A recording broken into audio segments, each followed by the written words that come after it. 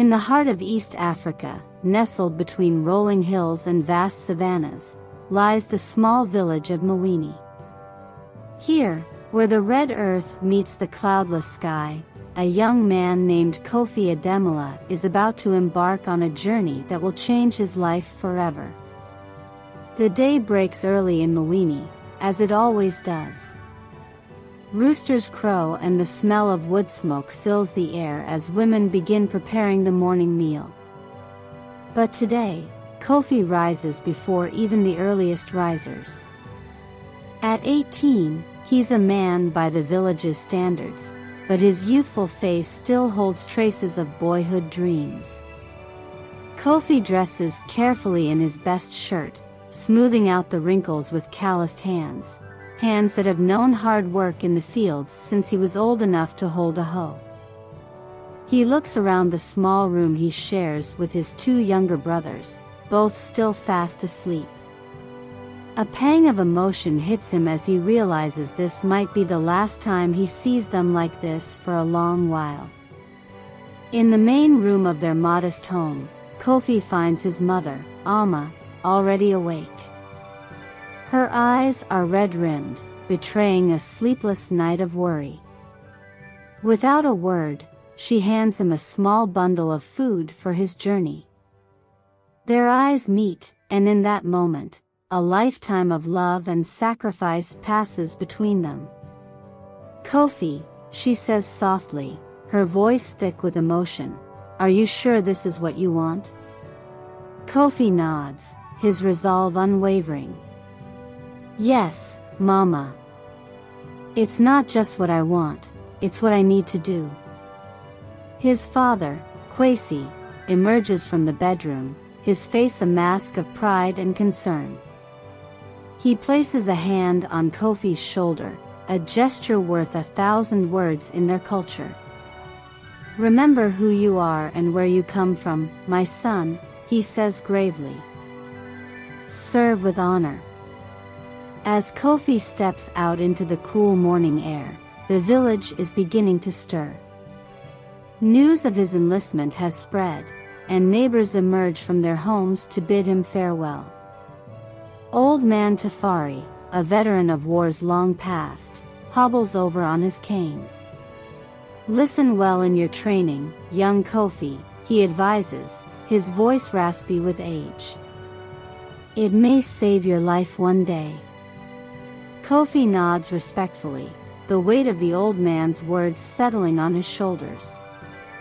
The walk to the nearest town, where the recruitment center is located, is long and gives Kofi time to reflect. He passes fields withered by drought, a stark reminder of the hardships his village faces. In the distance, he can see the mountains where rumors of political unrest and rebel activities have been growing. Kofi's mind wanders to the stories his grandfather used to tell, tales of the fight for independence, of bravery and sacrifice for the greater good. These stories had planted a seed in Kofi's heart, a desire to be part of something bigger than himself, to make a difference. As he walks, he also thinks about his childhood friend Kwame, who left for the city 2 years ago in search of work. The letters from Kwame became less frequent, and the last one spoke of struggles and unfulfilled promises. For Kofi, the army represents not just an opportunity to serve his country, but a chance at a stable future, a way to support his family and perhaps even fund his siblings' education. The sun is high in the sky by the time Kofi reaches the town. The recruitment center is a hive of activity, with young men and women from various backgrounds lined up outside. Some chat excitedly, while others stand in nervous silence. Kofi takes his place in line, his heart pounding with a mix of anticipation and fear.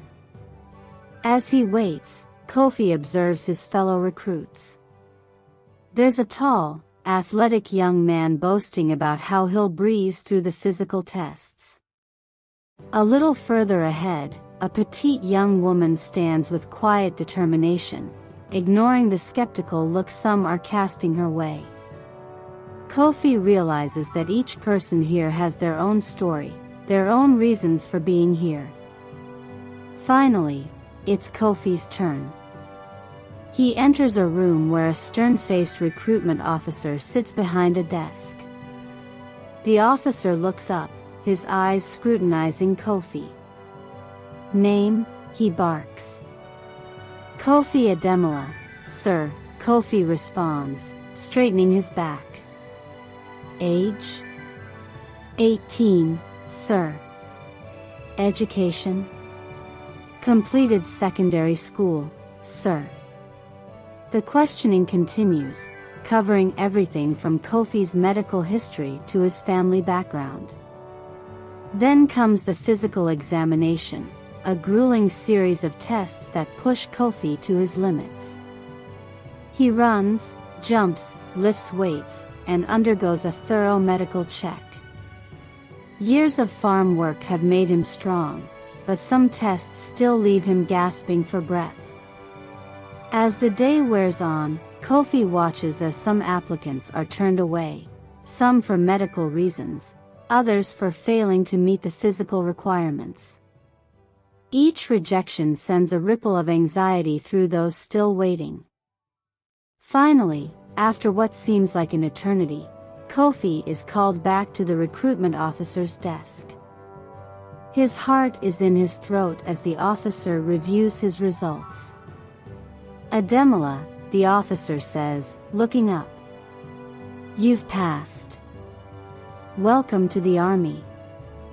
A wave of relief and excitement washes over Kofi. He's done it. He's taken the first step on his new path. As he signs the enlistment papers, the gravity of his decision hits him full force. This is real. In a matter of weeks, he'll leave behind everything he's ever known for a life of service and potential danger. With papers in hand, Kofi begins the long walk back to Mawini. The sun is setting, painting the sky in brilliant oranges and reds.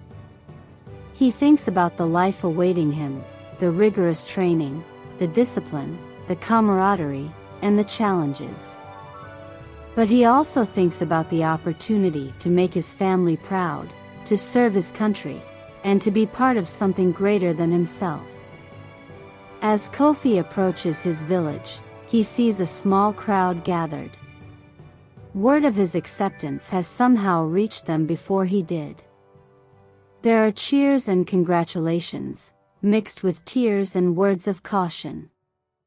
That night, as Kofi lies in bed for the last time before his life changes forever, a multitude of emotions wash over him: excitement, fear, pride, and a touch of sadness.